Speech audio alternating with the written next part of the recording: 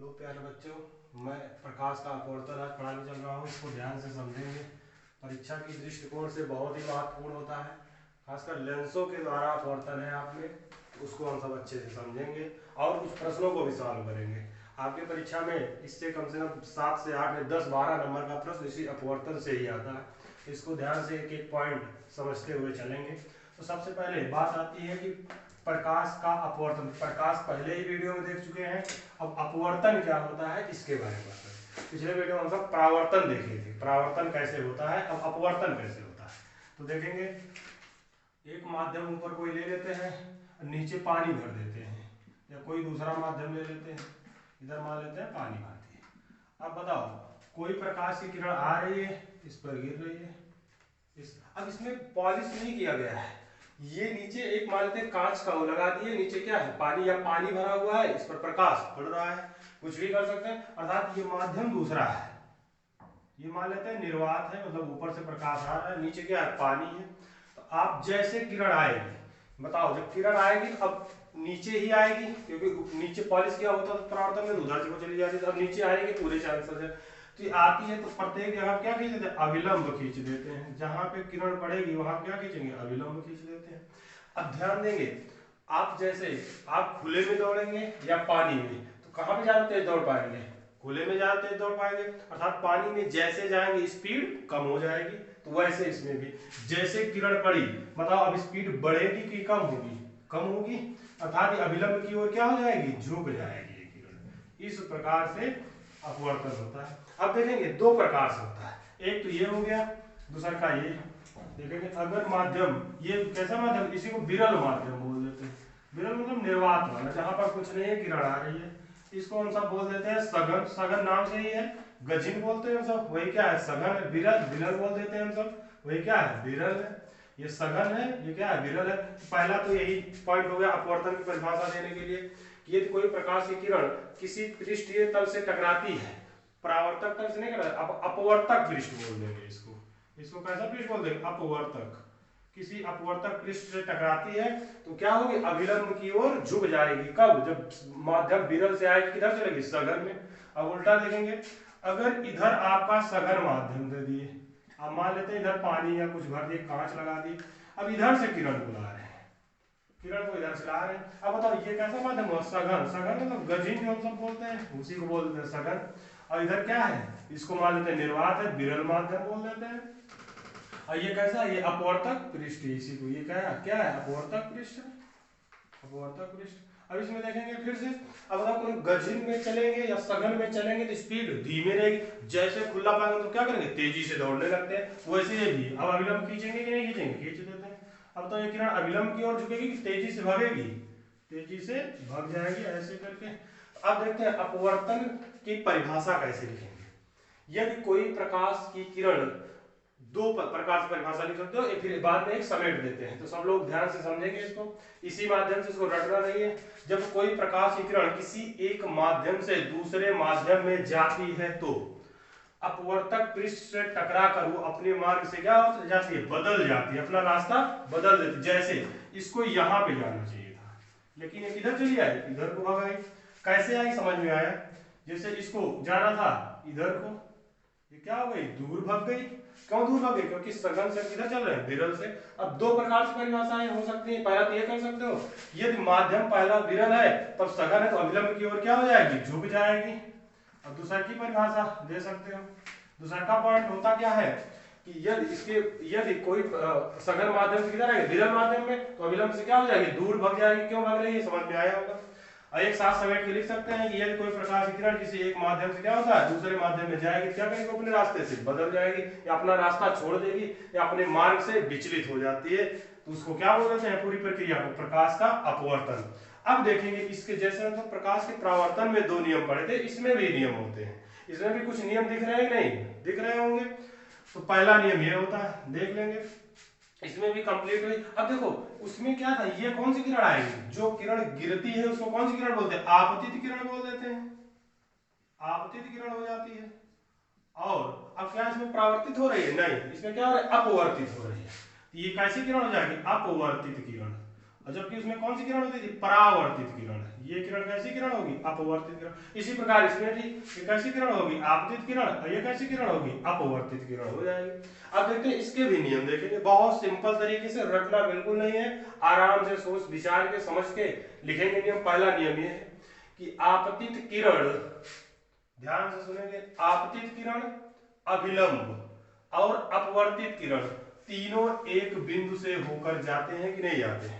देखो एक ही पॉइंट ये है, यहीं से आपतित किरण गई, यहीं से अपवर्तित किरण भी है, और यहीं पे क्या कीजिएगा, अभिलंब है, तो तीनों एक ही बिंदु से होकर जाते हैं। पहला नियम है, परावर्तन में भी यही होता था, याद होगा। अब दूसरा का देखते हैं, इन दोनों के बीच बना कोण को कौन सा कोण बोलते हैं, आपतन कोण। इसको उसमें बोलते थे परावर्तन कोण, लेकिन इसमें कैसा कोण बोल देंगे, अपवर्तन कोण बोल देंगे। इसको क्या बोल देंगे, आर। अब बताओ क्या आई और आर बराबर होगा इसमें, नहीं। बराबर कब होता, जब सीधा निकल जाती तब क्या हो जाता, बराबर हो जाता। अब ये क्या हल्का सा झुकिए, अर्थात इसमें आर क्या होगा, आई की तुलना में कम होगा, इसमें आई की तुलना में आर क्या होगा, अधिक होगा। दिख रहा होगा, आई की तुलना में आर क्या होगा, आई क्या है, आपतन कोण, आर क्या है, अपवर्तन कोण। आई है हमारा आपतन कोण और आर है हमारा अपवर्तन कोण। अपवर्तन कोण है। अब देखिए पहला नियम तो यही हो गया, आपतित किरण, परावर्तित किरण और अभिलंब तीनों एक ही बिंदु से मिलते हैं। दूसरा का, अब ये आई और आर इसमें बराबर नहीं होगा, क्योंकि वो परावर्तन में तो हो जाती है, किरण क्या होती थी, डायरेक्ट निकल जाती थी उसी माध्यम, उसी एंगल से, उसी कोण से। इसमें ऐसा नहीं होता। इसमें दूसरा का कहता है कि जो आई मतलब आपतन कोण की ज्या, ज्या मतलब मैथ वाले जानते होंगे, साइन, साइन को क्या बोल देते हैं, ज्या। तो साइन आई, फिर कर देंगे साइन आर, इसमें साइन लगा देते हैं। तो ये एक नियतांक होता है, ये क्या होता है, नियतांक। इसको ज्या बोल देते हैं, साइन को ज्या बोल देते हैं, मैथ वाले समझ रहे होंगे। साइन को मतलब क्या बोलेंगे, ज्या बोल देते हैं। तो साइन, इन दोनों का साइन का अनुपात एक क्या होता है, नियतांक होता है। इसी को हम सब स्नेल का नियम कहते हैं। स्नेल का नियम यही है। एक बार परीक्षा में यही पूछ लिया कि स्नेल का नियम क्या होता है, सब लोग कंफ्यूज में हो गए।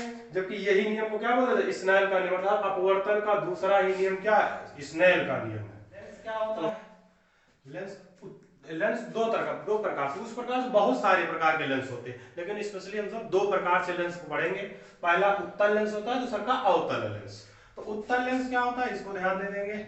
आप देखेंगे गोले को ऐसे काट देंगे, दो गोले को ऐसे बना देंगे, एक गोला इधर रहता है, एक गोला इधर। अब तो इसमें कितनी वक्रता त्रिज्याएं होंगी, दो, एक इस गोले वाली और इसमें एक ये वाला। तो वक्रता केंद्र भी कितने होगा, दो, दो होगा कि नहीं होगा, दो होगा, इसमें दो। तो लेंस में कितने वक्रता केंद्र होंगे, दो। फोकस दूरी भी कितनी हो जाएगी, दो, इस लेंस की इधर, इस लेंस की इधर। इसी को हम सब बोल देते हैं उत्तल लेंस। अर्थात अगर कोई पूछे उत्तल लेंस है क्या चीज, कर देंगे भैया जो किनारा पतला है, बीचवा में क्या है, मोटा होता है, उस लेंस को कैसा लेंस बोल देंगे, उत्तल लेंस बोल देंगे। देखेंगे ये किनारे पतला है कि नहीं, धीरे धीरे मोटा होता चला जा रहा है। दूसरा का अवतल लेंस देखेंगे, अवतल लेंस इस प्रकार से होगा, अवतल लेंस इस प्रकार से होगा। इस लेंस को कैसा बोल देंगे, अवतल लेंस बोल देंगे। ध्यान देंगे, अब ये किनारे आप देख रहे हैं मोटा होगा, बीच में क्या है, पतला है। किनारे क्या है, मोटा है, बीच में कैसा है, पतला है। इस लेंस को कैसा लेंस बोल देंगे, अवतल लेंस बोल देंगे। अब देखो ये बहुत ही आसान होता है, बताओ इसमें भी दो वक्रता केंद्र और दो फोकस दूरी होगी कि नहीं होगी, होगी। अब हम लेंसों पर किरण आरेख के बारे में बात करते हैं। एक बार उत्तल लेंस में कर देते हैं, एक बार किसमें करेंगे, अवतल लेंस में करते हैं किरण आरेख। बात करते हैं कि उत्तल लेंस द्वारा प्रतिबिंब कैसे बनता है। उत्तल लेंस अभी बता चुका उत्तल लेंस क्या होता है। तो सबसे पहले उत्तल लेंस बना देते हैं, इसी को कौन सा लेंस बोल देंगे, उत्तल लेंस बोल देंगे। अब बताओ इसमें कितने वक्रता केंद्र होंगे, दो, एक ये सी, एक इधर सी मान लेते हैं, एक ये सी। अब ध्यान देंगे इस पॉइंट को हम सब बोल देते हैं प्रकाशिक केंद्र। जैसे दर्पण में क्या होता था, एक ध्रुव होता था, अब इसमें ध्रुव तो है नहीं, इस वाले बिंदु को क्या बोल देंगे, प्रकाशिक केंद्र बोल देते हैं। ये हमारा पी क्या है, प्रकाशिक केंद्र। याद रखेंगे लेंस का मध्य बिंदु क्या होगा, प्रकाशिक केंद्र होगा। अब इसके तीन नियम होते हैं, जैसे हम सब दर्पण में पढ़े थे वैसे इसमें भी तीन नियम होते हैं। अब यहाँ पर भी बताओ फोकस होगा कि नहीं होगा, ये भी फोकस ये भी फोकस, सेम वही सेम चीज है, ये फोकस दूरी ये फोकस दूरी, ये वक्रता त्रिज्या ये वक्रता त्रिज्या, क्योंकि है तो गोला ही तो उसमें सेम चीजें होंगी।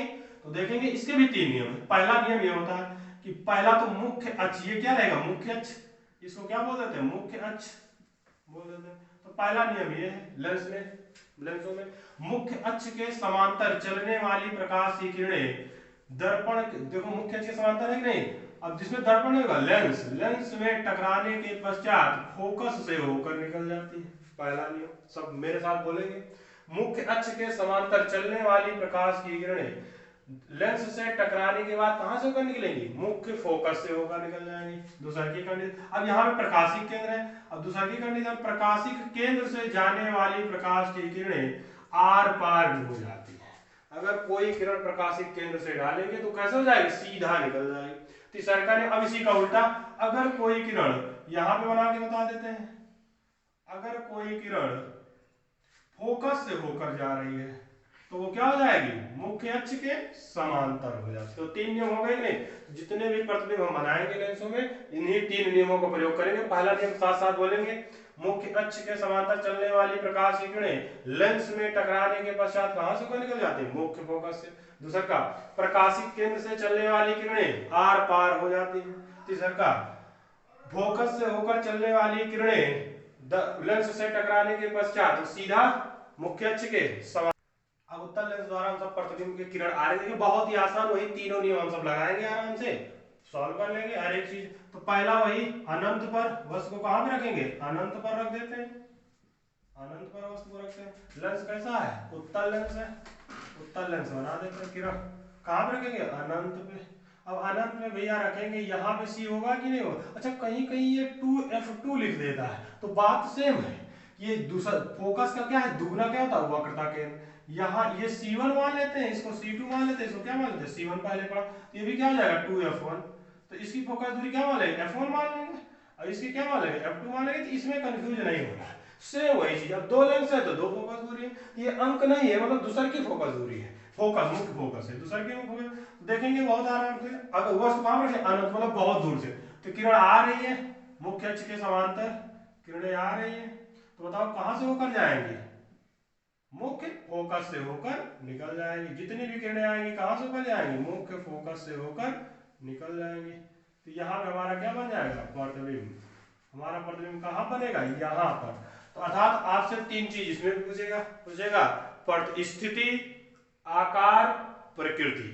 तो सबसे पहले स्थिति क्या होगी, स्थिति कहां पर रहा है, फोकस पर, अर्थात मुख्य फोकस पर, मुख्य फोकस मतलब F2 इसको मान लिए, क्या है F2, मुख्य फोकस F2 जरूर लिख दें F2 पर।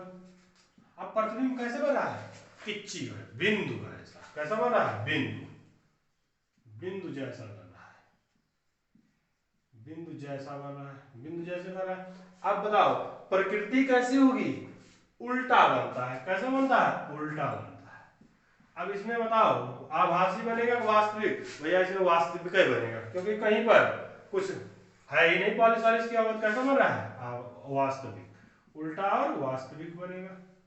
दूसरी की कंडीशन पे आते हैं, अब वस्तु को ला रहे हैं धीरे धीरे, अब लाते हैं वक्रता के मतलब C1 तथा अनंत के बीच में, अब अनंत एंड C1 के बीच में लाते हैं। सब लोग एकदम आराम से समझेंगे इसको, वही दो तीन नियम याद हो जाएगा अभी यहाँ पे। बना देते हैं उत्तल लेंस, ये हमारा क्या है C2, ये हमारा क्या है C1, ये हमारा क्या है F1, ये हमारा क्या है F2। तो इसको जरा ध्यान दे देंगे। अब वस्तु को कहां रख रहे हैं, अनंत में रख रहे हैं, यहाँ कहीं पर अनंत और C1 के बीच में रख रहे हैं, अर्थात C1 ये है, अनंत इधर है। फिर से वही नियम, मुख्य अक्ष के समांतर चलने वाली प्रकाश की किरणें लेंस से टकराने के पश्चात मुख्य फोकस से होकर निकल जाती है। दूसरा का से नियम, प्रकाशिक केंद्र से चलने वाली प्रकाश की किरणें आर पार निकल जाती हैं, बस जहां पे काटेगा वहीं हमारा क्या बन जाएगा, प्रतिबिंब बन जाएगा। तो ध्यान दे देंगे पहला पॉइंट कि प्रतिबिंब बन कहां पे रहा है, F2 और C2 के बीच में। पहला पॉइंट F2 तथा C2 के बीच, अर्थात फोकस दूसरे वाले लेंस के फोकस और वक्रता केंद्र के बीच में बन रहा है। एकदम आसान से दिख रहा होगा। अब बताओ भैया इसका आकार बताओ, वस्तु के आकार से क्या है, छोटा है बड़ा है? छोटा है। आप देखेंगे वस्तु नहीं बड़ी है, क्या है, हल्का उससे छोटा है। तो वस्तु से छोटा प्रतिबिंब कैसा बनेगा, वस्तु से छोटा। अब कहां पे बन रहा है, ये तो हो चुका F2C2। अब प्रकृति कैसे, आपको एकदम क्लियर दिख रहा होगा, उल्टा बन रहा है पहली चीज तो। कैसा बन रहा है, उल्टा बन रहा है। अब बताओ भैया वास्तविक बनेगा आभासी? वास्तविक बनेगा, क्लियर सी बात है। कैसा बनेगा, वास्तविक बनेगा। अब अगली कंडीशन ले लेते हैं। अब वस्तु को कहां रख देते हैं, C1 पर। C1 पर वस्तु को रख देते हैं। ध्यान से समझेंगे इसको, मैं वही 3 नियम लगाऊंगा। ये है हमारा C1, C2 कर लेते हैं, और ये हमारा प्रकाश केंद्र है, ये हम C1 मान लेते हैं। और वस्तु को कहां पर रख रहे हैं, C1। ये हमारा F है, ये हमारा क्या है, F है। ये हमारा F2 है, ये हमारा F1 है। तो जरा ध्यान दे देंगे, ये हमारा क्या है, F1। वस्तु कहां रखेंगे, यहाँ पे C1 पे। C1 पे वस्तु को हम सब रख रहे हैं, C1 पे। देखेंगे वही नियम, मुख्य अक्ष के समांतर चलने वाली प्रकाश की किरणें लेंस से टकराने के पश्चात F2 से होकर निकल जाती। दूसरा का, प्रकाशिक केंद्र से चलने वाली प्रकाश की किरणें लेंस से टकराने के पश्चात आर पार हो जाती है। तो देखेंगे ये C2 पर ही बन रहा है। तो अर्थात अगर वस्तु को हम पहले वाले लेंस के वक्रता केंद्र पर रखते हैं तो दूसरे के वाले पर वक्रता केंद्र पर ही बनता है। तो प्रतिबिंब बना कहां पर, C2 पर। प्रतिबिंब कहां बना, C2 पर। और दूसरा का चीज कैसा बना, आकार देखें, आकार कैसा है, बराबर। कैसा है, बराबर। आप पटरी पेंसिल से नापेंगे तो एकदम बराबर होगा। बताओ उल्टा बना है कि सीधा, उल्टा बना है। वास्तविक, जी बिल्कुल वास्तविक ही बना है। अब अगली कंडीशन देखते हैं, धीरे धीरे बढ़ा रहे हैं। अब उसको किस पर रख देना, C1 और F1 के बीच में। C1 तथा F1 के बीच अब रख देते हैं, F1 के बीच। कहाँ रख देते हैं, C1 और F1 के बीच में रख देते हैं। तो बना देते हैं लेंस भैया। ये हमारा C2 है, ये हमारा C1 है, और ये हमारा F1 है, और ये हमारा F2 है। अब ध्यान दें, फिर से वही वस्तु को कहाँ रख रहे हैं, यहाँ पर। फिर से वही, मुख्य अक्ष के समांतर चलने वाली प्रकाश की किरणें टकराने के पश्चात मुख्य फोकस से होकर निकल जाती है। दूसरा का नियम, वो प्रकाशिक केंद्र से चलने वाली प्रकाश की किरणें लेंस से टकराने के पश्चात आर पार निकल जाते हैं। प्रतिबिंब कहां बना, ये बना। अब बताओ प्रतिबिंब कहां बना, C2 और अनंत के बीच में।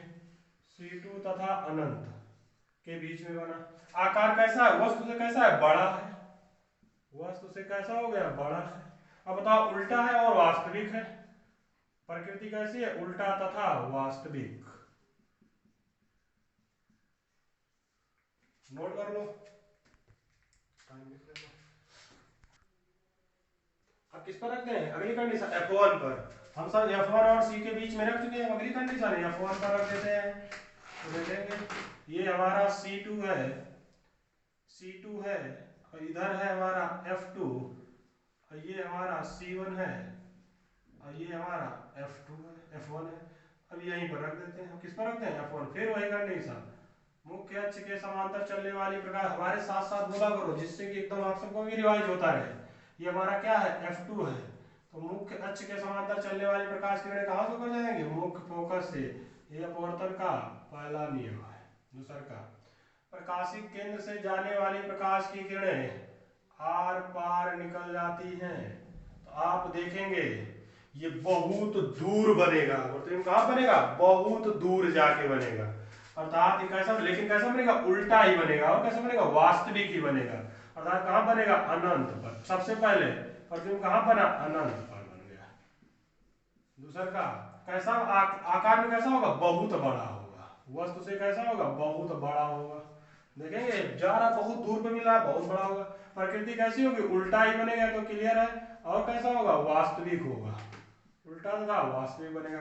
लास्ट कंडीशन, इसको अच्छे से समझेंगे, इसमें कंफ्यूजन होती है। अब कहां रखेंगे, F1 और तथा प्रकाशिक केंद्र पर रखते हैं। प्रकाशिक केंद्र के बीच में, प्रकाशिक केंद्र के बीच में। अब यहां पे रख देते हैं। एकदम आसानी से समझ में आ रहा होगा, इसमें कुछ करना होता नहीं है। बना लेंगे लेंस और यहाँ पे हम सब C2 कर देंगे और ये हमारा F2 है और ये हमारा इसको मान लेते हैं C1 और ये हमारा क्या मान लेते हैं F1 मान लेते हैं। अब वस्तु को कहाँ रखते हैं, यहाँ पर रखते हैं और यही हमारा क्या प्रकाशिक केंद्र।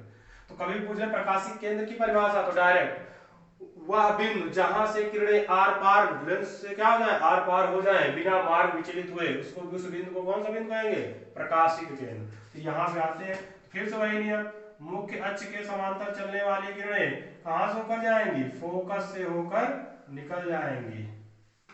फोकस से होकर क्या हो जाएगी, निकल जाएगी। इसको मान लेते हैं C2, फोकस से होकर निकल जाएगी। दूसरा की कंडीशन, प्रकाशिक केंद्र से चलने वाली प्रकाश की किरणें आर पार निकल जाती। आप बताओ इधर क्या प्रतिबिंब बन गए, तो ऐसा हो रहा है प्रतिबिंब बनने के चांसेस ही नहीं उधर, क्योंकि ये कभी काट ही नहीं सकती है।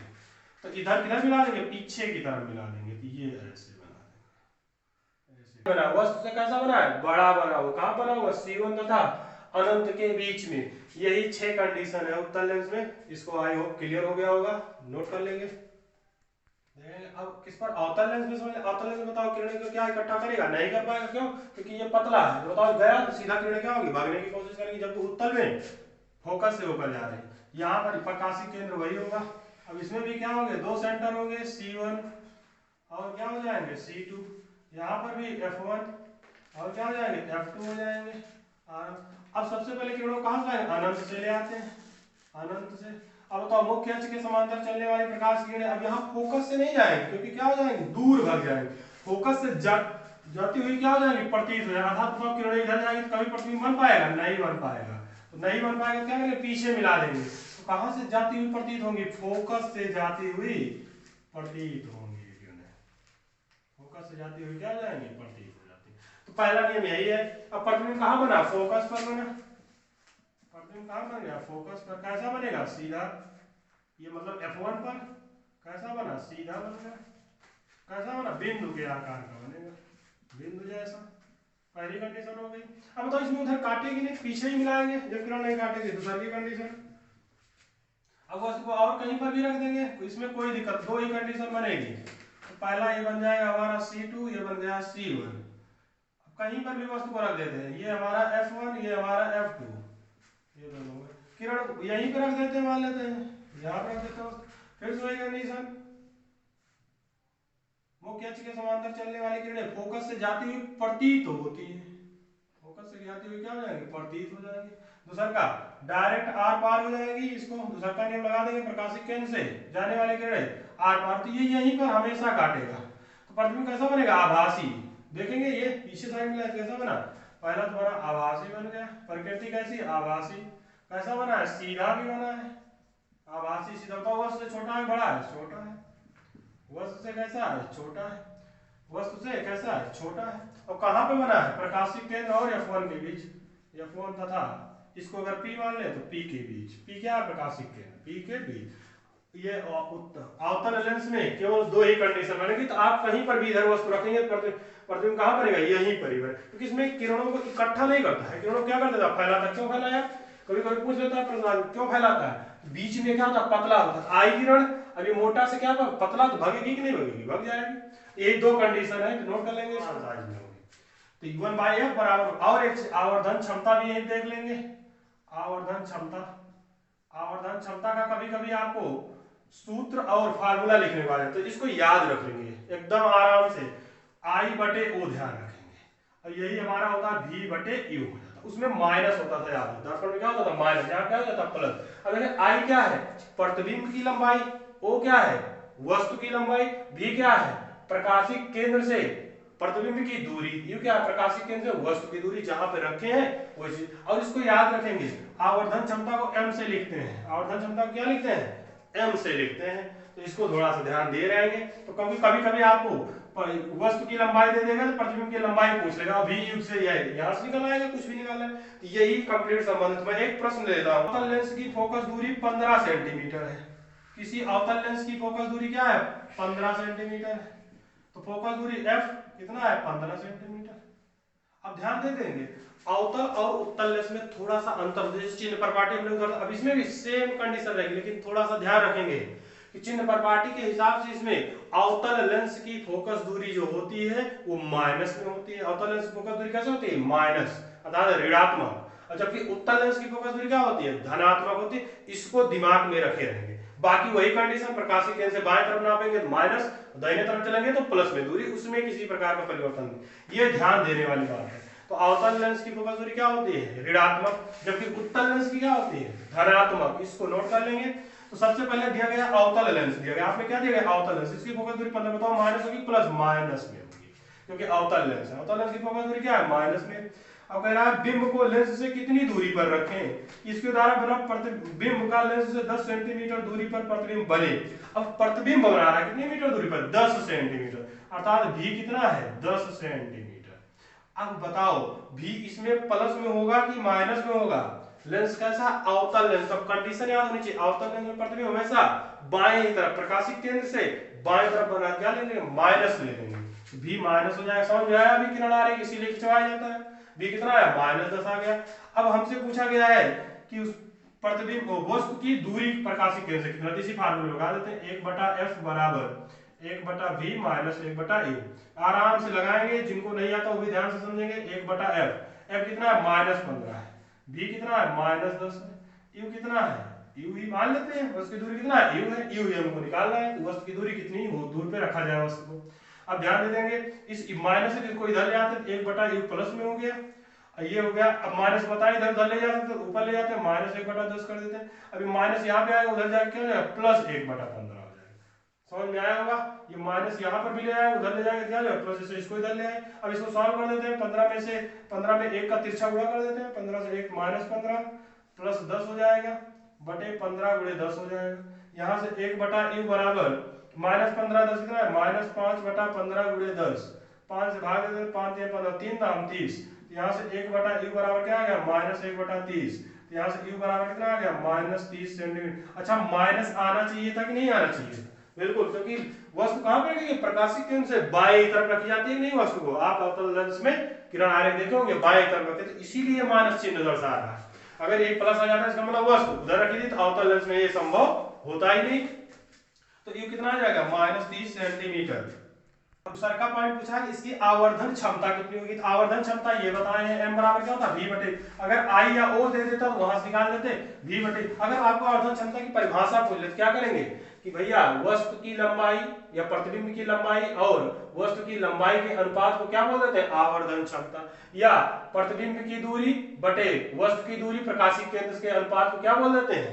आवर्धन क्षमता। तो आवर्धन क्षमता तो सर का प्रश्न पूछा है, m बराबर क्या होता है? v बटे u होता है। m कितना है? v आपका कितना दिया गया है? ये -10। u कितना आ गया? -30।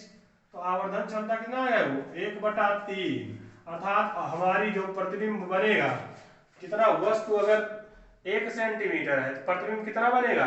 वस्तु अगर 3 सेंटीमीटर है प्रतिबिंब कितना बनेगा? 1। ये एक अनुपात देते हैं, वस्तु ये है 3, प्रतिबिंब कितना बनेगा? 1 बनेगा। कोई 2 सेंटीमीटर लंबा भी 10 सेंटीमीटर फोकस दूरी के किसी उत्तल लेंस, बात किसकी हो रही है? उत्तल लेंस की। उत्तल लेंस कैसा होता है? ऐसे ही होता है उत्तल लेंस। ये कैसा लेंस है? उत्तल, यहाँ C2 होता है और यहाँ हमारा क्या हो जाता है? C1 हो जाता है। ये हमारा F1 हो जाता है, ये हमारा क्या हो जाता है? F2 हो जाता है। इस प्रकार से होता है। अब कह रहा है कोई 2 सेंटीमीटर लंबा 10 सेंटीमीटर फोकस दूरी के किसी उत्तल लेंस के मुख्य अक्ष के लंबवत रखा है। बिंब की लेंस से दूरी कितना है? 15 सेंटीमीटर है। अर्थात आपको पहले तो फोकस दूरी दे दिया गया है। फोकस दूरी कितना दे दिया गया? 10, अर्थात ये 10, और वस्तु कितना रखा गया? 15, अर्थात 10 यहीं तक है, 15 मतलब अर्थात यहाँ पर रखा गया। कहाँ पर रखा गया? C1 और F1 के बीच में। आपको आ रहा होगा आराम से, उसी में अगर किरण आरेख खींचना आता हो पता लगा होगा प्रतिबिंब कहाँ पे बनेगा। जिनको किरण आरेख खींचना सीख गए होंगे आराम से बना देंगे। तो सबसे पहले तो मुझे दिया गया है u, ये कितना है? -15। ये 15 है, तो बताओ u माइनस होगा प्लस में? माइनस, क्योंकि p से p क्या प्रकाशिक केंद्र से बाएं तरफ तो -15 सेंटीमीटर। फोकस दूरी भी क्या हो जाएगी? उत्तल लेंस है, इसको ध्यान देंगे। आपसे बताया तो उत्तल लेंस की फोकस दूरी क्या ले लेते हैं? दाहिने साइड वाले ले लेते हैं, अर्थात प्लस ले लेते हैं। तो इसकी f 10 सेंटीमीटर प्लस में आएगी नहीं, इसको याद रखेंगे। लेंस कैसा? उत्तल, तो फोकस दूरी 10 सेंटीमीटर। अब भी पूछा पहले भी यही निकाल, बाकी आप किरण खींच के भी निकाल सकते। पहले इस फार्मूले से 1/f बराबर 1/v माइनस 1/u। और एक चीज दिया गया है, वस्तु की लंबाई भी, बिंब की जो लंबाई है आई ओ से लिखते हैं लंबाई, कितना दिया गया 4 सेंटीमीटर, 2 सेंटीमीटर दिया गया, कितना दिया गया 2, ओ भी 2 सेंटीमीटर दिया गया। तो 1/f बराबर 1/v माइनस 1/u। तो यहाँ से f कितना प्लस 10 लेंगे, v कितना है, v को निकालना है, u कितना है -15 है। सॉल्व करेंगे, ये माइनस माइनस को क्या कर देगा प्लस, 1/10 बराबर 1/v प्लस 1/15। तो अब यहाँ से v निकालना है, 1/v उधर रहने देते, 15 उधर भेज देते, 1/10 माइनस 1/15 बराबर 1/v, 15 का गुणा 1 में 15 हो जाएगा, माइनस चिन्ह तो माइनस 10 का 1 में 10 और बटे 15 गुणे 10। तो यहाँ से 1/v आ गया। तो यहाँ से 1/v हमारा कितना है, 15 में से 10 जाएगा 5 बटे 15 गुणे 10, काट देते हैं, 5 3 15 3 दाम 30। 1/v बराबर कितना आ जाएगा 1/30, तो v गुणे 1 30, तो v बराबर कितना आ जाएगा 30 सेंटीमीटर। प्लस में क्या आया, समझ में आया, क्योंकि उत्तल लेंस में याद हो प्रतिबिंब किधर पर था, प्रकाशिक केंद्र पर। तो पूछा क्या है, पहले ये देखेंगे, पूछा प्रतिबिंब की प्रकृति, स्थिति तथा साइज, तीनों पूछ लिया है, इस प्रकृति, स्थिति तथा साइज। तो अब पहले तो आपका v कितना आ गया 30 सेंटीमीटर। मैं डायरेक्ट से ही बता देता हूँ, ये गया मुख्य अक्ष के समांतर चलने वाली प्रकाश की किरणें मुख्य फोकस से होकर निकल जाती है। दूसरा की कंडीशन, प्रकाशिक केंद्र से चलने वाली प्रकाश की किरणें, प्रकाशिक केंद्र से चलने वाली प्रकाश की किरणें आर पार, इसको सही बना देते हैं, प्रकाशिक केंद्र से चलने वाली प्रकाश की किरणें आर पार निकल जाती है, अर्थात प्रतिबिंब यहाँ कहीं पर बन रहा है, हमारा C2 ये है। अब ध्यान दे देंगे, पहले चीज, पहले पूछा प्रकृति, तो प्रकृति क्या हो गई, प्रकृति कैसा बना, उल्टा, पहला आंसर ये है उल्टा, उल्टा बना।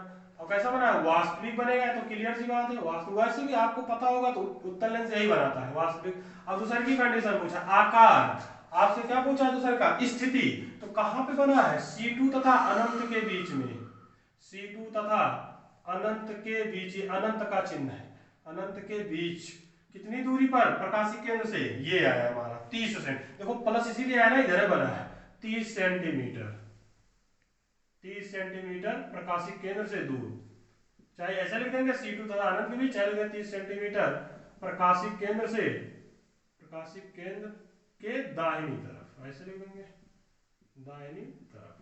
देखेंगे प्रकाशिक केंद्र के दाहिनी तरफ कितनी दूरी पर है, 30 सेंटीमीटर पे। तो समझ में आया, आया होगा। अब भाई विषय का पूछा है, साइज पूछा है, साइज मतलब ये कितना बड़ा बना, इसके लिए आपको O दे देंगे। तो हमने बताया था अगर साइज पूछना है m आवर्धन क्षमता, v बटे u बराबर क्या होता है, i बटे u, यही होता है। अब इसको v पता है, कितना पता है 30, u हमारा कितना आया -15, i हमारा पूछा है, i लिख देते हैं, o हमारा कितना है 2 सेंटीमीटर, क्योंकि सीधा वस्तु रखी गई है। तो देखेंगे 15 दूना 30 हो गया, 2 का इधर गुणा कर देंगे 4, i बराबर कितना आ जाएगा -4 है। माइनस क्या दर्शा रहा है, उल्टा बढ़ रहा है, इस माइनस का मतलब क्या है, उल्टा, ये माइनस क्या दर्शाता है, उल्टा, और ये प्लस क्या दर्शाता है, सीधा, वो सीधा रखते हैं, प्रतिबिंब कैसा बन रहा है, उल्टा बन रहा है। तो आई होप ये सारी चीजें क्लियर हो गई होंगी, इसको नोट कर लेंगे और घर पे पढ़ते रहेंगे।